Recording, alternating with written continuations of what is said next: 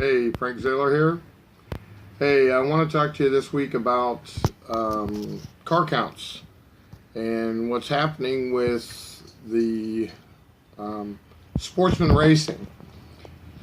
The car counts for test and tune are always still real high. On a Wednesday night or Friday night, there's anywhere from 50 cars to 300 cars. I'm talking about race night. And race night's usually on a Saturday night. And you are the people that I'm going after. You had your car, you took it to test and tune, and you ran it a lot of times, and you know what it runs, and you say, okay, it's not boring, but you know your car is going to run 1170s, and you kind of have fun with it. Well, right now it's time to go ahead and step it up and go into competition. And you go, well, I'm not sure if I want to go into competition because you got to have a license and you got to have, you got to do. You don't have to have any of that, okay? And what I'm speaking about is cars that run 1000 or slower, which is about 90% of us, okay? There's no special license you got to have or credentials. And how do you go about racing? It's real simple. On Saturdays, on certain tracks, most tracks, they have a regular points night or they'll have a regular bracket night, and that's what you want to go to. How do you compete at a bracket race? It's pretty simple. You go to the gate, you tell them what class you want to run. We'll talk about classes later. You pay your entry fee, which can be $30, $25, even $50, and you compete. And after second round, if you lose, you go home. And at the end of the night, there'll be one person that won in each class. And here's the good part. There's money at the end of the race. And there's money before the end of the race. Being that if you make it to 8 cars or you make it to 4 cars, you get paid. And in our class that we run, it's $1,500 to win. The class above us is $2,500 to win. Now we pay $35 to enter to have a chance to win $1,500. Now it's not all about the money, it's about the competition. And there's nothing that feels better when you race another guy and your win light comes on and his doesn't, and he has to go home and you get to go on to the next round.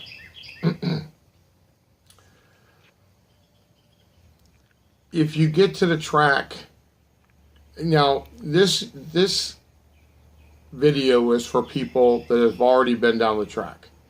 Okay, you don't want your first experience racing at a points race. Okay, you need to have tested and tuned your car. You need to know the lay of the land, how to tech, and everything else. Now, the problem with Saturday night racing is tech is a lot more hard than it is during a test and tune. They're going to check your seatbelt. They're going to check your helmet. Okay? Now, if you've got, I'm just throwing out a figure, if you got a Corvette, an automatic Corvette that runs 12s, your factory seatbelt's legal. You're allowed to use that. But you got to have a helmet. You can't use your dirt bike helmet. You have to have an NHRA certified helmet. And you can find them on Jegs or whatever. They're called Snell rated. So you need to have a legal helmet. Now if your car runs 1199 or faster, you got to have a jacket. And if your car runs 11 faster than 1150s, then you have to have a roll bar. And then you're saying to yourself, Frank, now you're getting into a lot of stuff, and this is stuff that you should have anyways. And I'm not a person that says,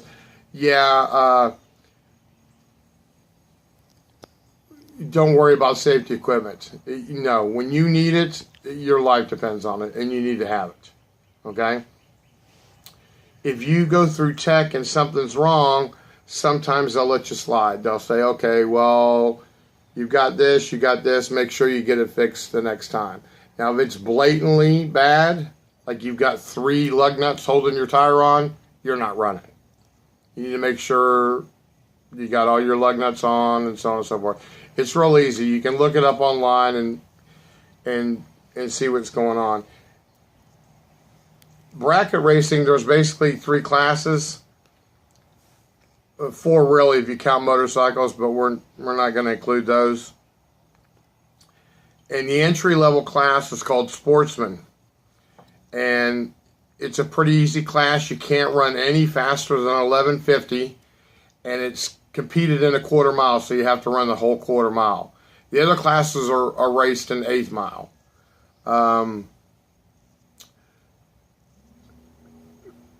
That is like I said, a very entry-level class, but the problem is there's guys that run Sportsman in the same car for 20 years.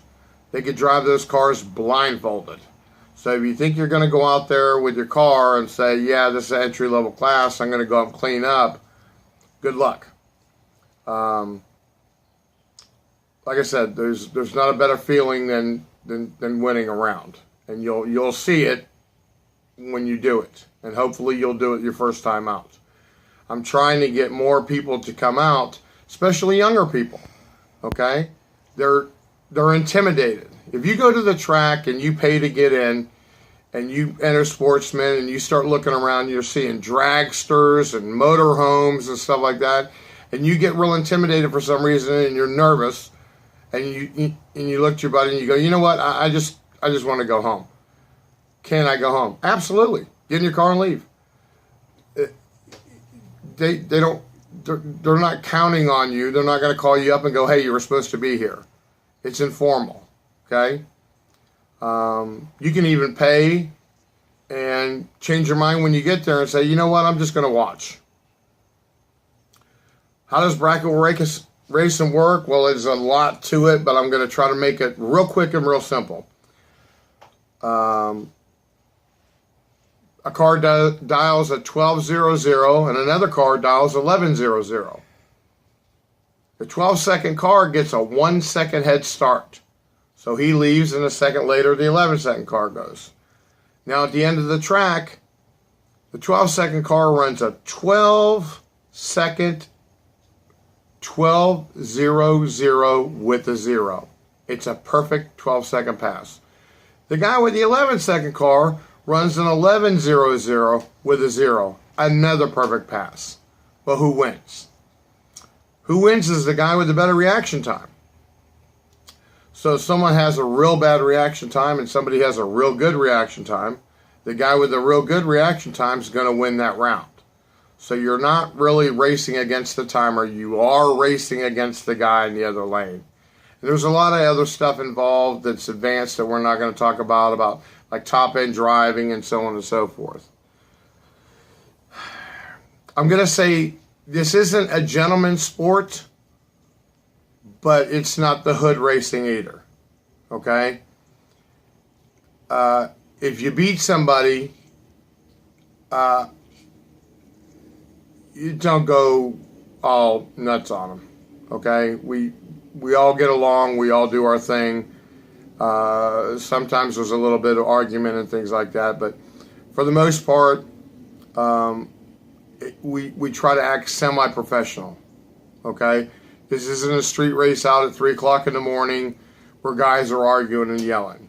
Everybody there wants to win, and everybody there wants that money at the end of the race. When you're staging your car, I'm going to give you another tip. It's a thing called courtesy staging. And what that is you'll see somebody that does a burnout, goes up, and turns both lights on. Another guy comes up, he hasn't even got there yet, and both those lights are on. We don't do that. If you get your burnout done and you're going to stage your car, you pre-stage, you turn on that top bulb and you sit there and you wait until the other guy turns his bulb on. That's called courtesy staging. Okay? When you go turn both bulbs on, That's an insult to the other driver. Not only that, but that's an insult to the starter. There's other things also you learn along the way.